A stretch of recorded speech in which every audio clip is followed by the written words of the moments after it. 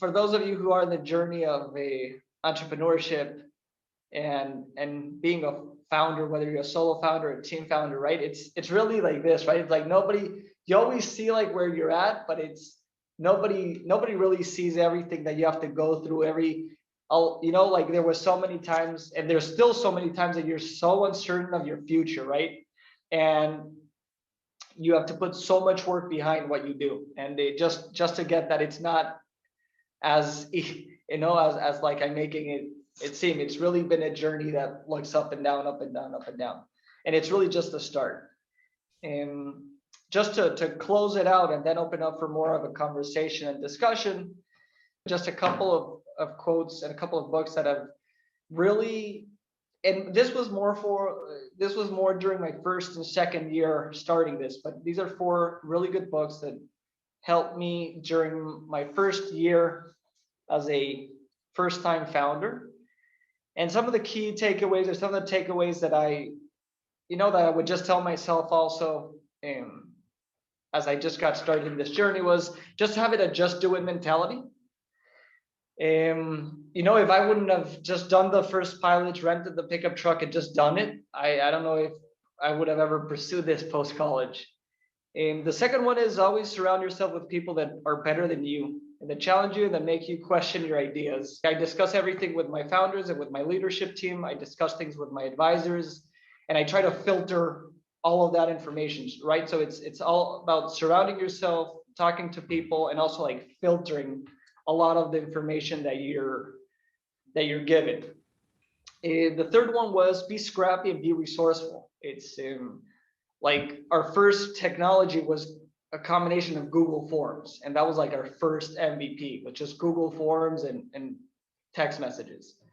And I think that to this date, like even if we've raised a little bit of money, like I'm still telling the team all the time, like, hey, let's be resourceful, and let's be conscious of what we have. Well, the fourth one was really do not be afraid of taking risks. Like all the time you're taking risks as an entrepreneur, and it's just take measured risks, but it's part of being in that journey. I've had a lot of mentors and advisors throughout this, and I think that's been extremely helpful. And what's important about advisors and mentors is that it's also rotational, right? That's also what I understood, maybe not my first year, but second and third year, is that not every mentor or every advisor is helpful for every single stage of where the company is.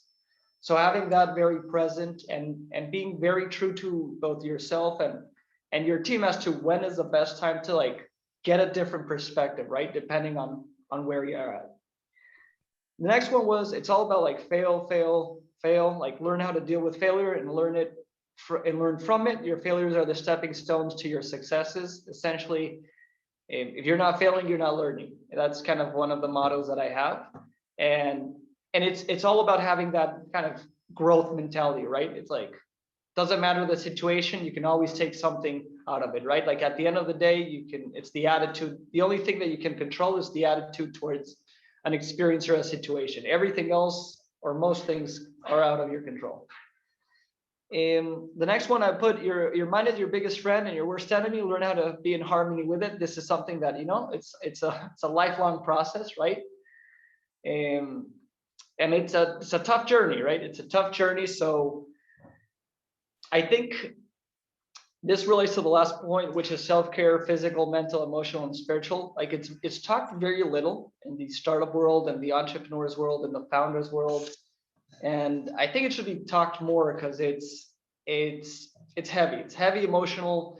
There's tough experiences, and many of those experiences you're dealing with for the first time. So always taking care and really being very cognizant as to where you are, where your team is, where everybody is, and prioritizing these, because if not, they go kind of unchecked, and then it's like, okay, like you have to be in a good spot for your company to be in a good spot. My question is basically geared towards your users, because obviously it seems like it's a two-sided marketplace. So you have to go to the businesses so they could use the platform, and then also the drivers. So I'm assuming that in the beginning, like, remember how you said you would bring the donuts and the coffee to these people? So these are some of your users. So how did you go about, like, I guess, like letting other, like, the independent truck drivers know, like, hey, we exist, and then getting like other businesses to be a part of it?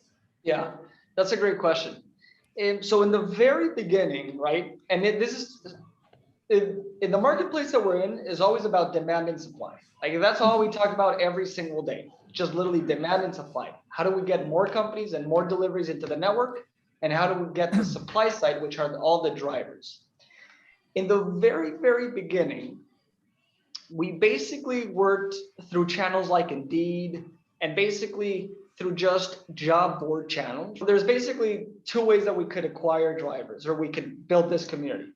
One was through normal job boards where we would post jobs, we would secure maybe some minimums, some like minimum pays per week and get it started, right? Have some bonuses on activation, some have engagement tactics, right? Meet with them in person. It was a very personalized touch. It still is a very personalized touch. And we get drivers all the time where they say, oh, well, hey, we prefer PartRunner over any other platform because you guys offer like a community.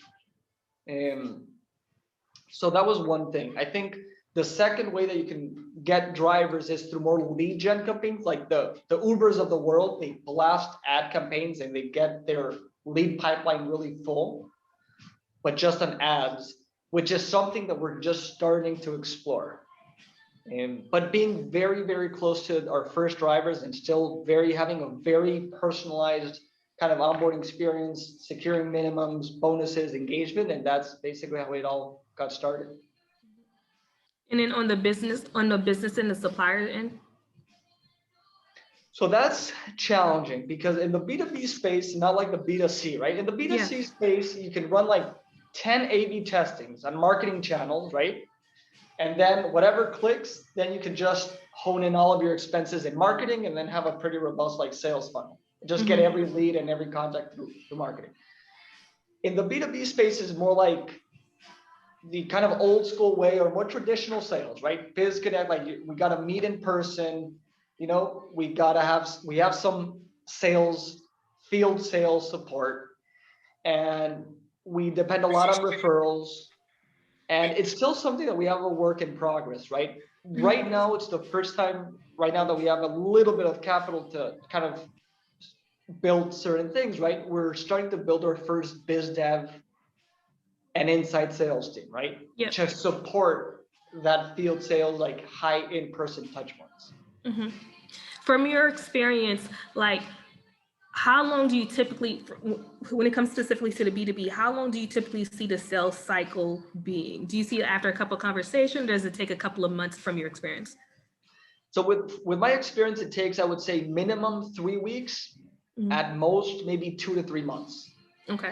It is a longer sales cycle, and it's again maybe one of the cons of it, of being in the B2B versus a B2C, just longer sales cycles, and you're playing against time and money, and you know how it is in the startup world. You've basically been getting business through founder-led sales, right? If you just want to walk us through like your most recent customer as to how did you find them? So one of the things that I started using about a year ago, which has been really useful, and I don't know if it's applicable everywhere, but definitely I think there's some applicability here in the US, is LinkedIn for B2B sales.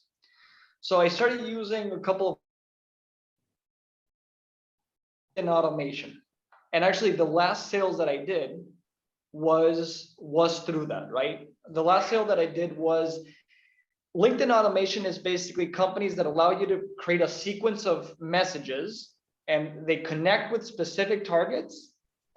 Then they start this email, the messaging sequence, and then you continue the conversation if they're interested. And the last company that we're kind of onboarding is a company that I got through LinkedIn automation. And so it's like, basically it's all about like, okay, how can I be the most efficient with my time and use the best tools and resources to get, you know, companies and to get the pipeline where you're literally just 1 or 2 people in the sales team.